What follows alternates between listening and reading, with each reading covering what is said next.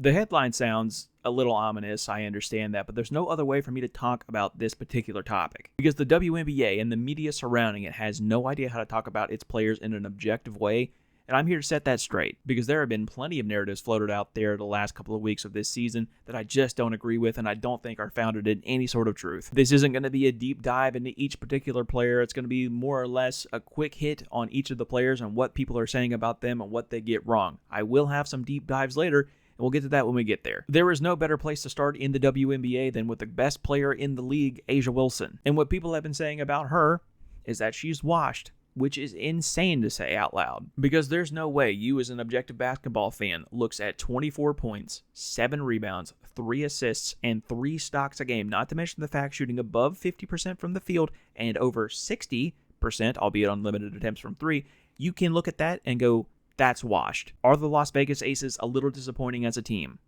Yes. At the time of recording, they are 5-3, just picked up a victory over the Golden State Valkyries. This hasn't been a great season so far for them, but again, you can absolutely not look at A'ja's stat line and think that she is the problem, or if she was doing more, this team would be better. She's already doing everything that she can. While we're in Las Vegas, let's talk about Chelsea Gray for a second. She is the point guard. Historically, people her age start to take a decline in the WNBA, but so far, that just hasn't been true this year. 11 points a game, 7 assists, 43% from 3. She's only getting better with time. And her playmaking ability is so good that even if she lost everything else offensively, if she couldn't shoot, if she couldn't drive, if she couldn't do anything, she would be able to be in this league for another 5 years. She is also not the reason that this team is struggling. I'm not sure exactly what it is, but I'm sure it'll buff out. The New York Liberty are also uncharacteristically struggling this year, but that is certainly not Breanna Stewart's fault. If anything, Breanna Stewart is the GOAT of women's basketball, has won at every single level. High school, college, international, WNBA, unrivaled, does it all, is one of the greatest winners of all time, and honestly, my parallel, at least to the NBA, is Kareem Abdul-Jabbar, because Kareem is also one of the greatest winners of all time, and neither of them get talked about as much as they should in the GOAT conversation. So as much slander is being thrown New York's way and Breanna Stewart's way, I will absolutely not have it because she's one of the greatest of all time. Olivia Miles, so far throughout her career, is an absolute problem and will continue to be for a very long time. It's insane to see any player, much less a rookie, average 15, 5, and 5, lead their team to the best record in the entire league, and they still don't have their best player available. Olivia Miles is one of them ones. She is going to carry this team up until the point that Napheesa Collier comes back, and at the point that that happens, that duo is going to be unstoppable. And there's been a lot of smoke around what Napheesa Collier is going to do this offseason in the event that she decides to leave Minnesota.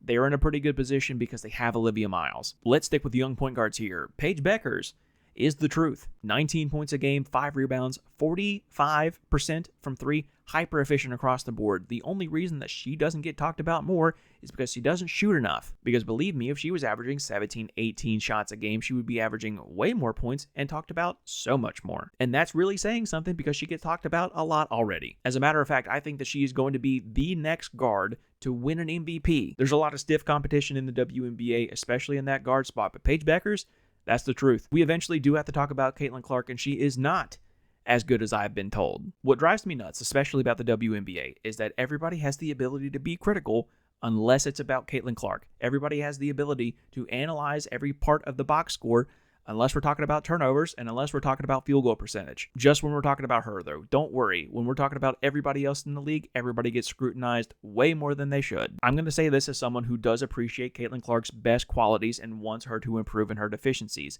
She is not as good of a player as everybody makes out to be. She is hyper inefficient. She shoots 33% from 3 on a good day. She's known for the long ball, but doesn't even do that well. She's a turnover machine. She complains more than Luka Doncic. She is a traffic cone on defense, and until she addresses these issues, she's never going to be the best player she can be. Sonia Citron, though, she's exactly who you all think Caitlin Clark is. Just does a little bit of everything. 17 points a game, 2 stocks per game, and over 54% from the field. Their record so far certainly doesn't say it, but I think that this Mystic squad is pretty solid. And more importantly, they're going to be very good in the future, and it's all because of Sonia Citron and Kiki Area-Finn. I want to take a moment and talk about Alyssa Thomas, one of my GOATs. It is so sad to see her go out this way with Phoenix. The Phoenix Mercury are 2-7 at the time of recording, the worst team in the league, but Alyssa Thomas is averaging 17, 7, and 8 with 2 steals a game.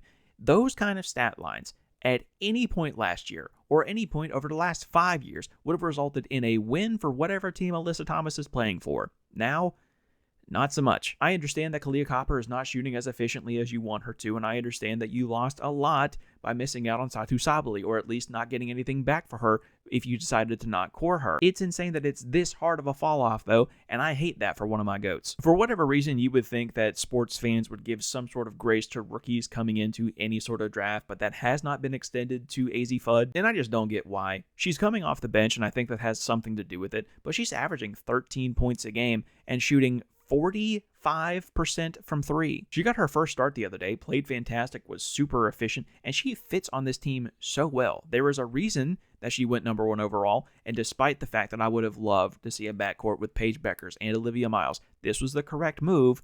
Give her some grace. I don't think you would necessarily know this unless you're super tapped in, but Jordan Canada is one of the best perimeter defenders in the entire league. She will never win a Defensive Player of the Year because of how skewed that award is, but she will always be appreciated by me. She's an absolute demon. Speaking of defensive demons, I wanted to shout out the Golden State Valkyries, number 2 in the league at the time of recording, and the defensive pairing of Veronica Burton and Gabby Williams has been immaculate so far. Again, I just don't think that either of them could possibly win the Defensive Player of the Year award because of how skewed the award is to players like Asia Wilson. But if there was ever going to be a second Defensive Player of the Year award for backcourt players, one of them has to be in contention and possibly win it. It's taken way too long for her to get her respect, but I'm glad that people are starting to realize how good Kelsey Mitchell actually is. Now, she doesn't do a whole lot else on the basketball floor, but she was put on this earth to put the ball in the hoop, and she does that at an elite level, 20 points a game. Also, while I'm at it, shout out to Aaliyah Boston, one of the best post players in the entire league. That Indiana Fever squad is pretty good, even without Caitlin Clark. I've already done a video about Kennedy Carter, but I wanted to give her another shout out here. 19 points a game, very efficient, and is really shedding her reputation. Very clearly the front runner for 6th Player of the Year, over 60% from the floor, over 50% from 3.